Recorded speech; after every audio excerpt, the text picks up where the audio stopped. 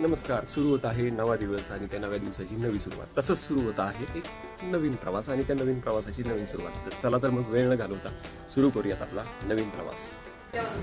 प्रवासात आणखी काही सहप्रवासी सामील झालेले आहेत.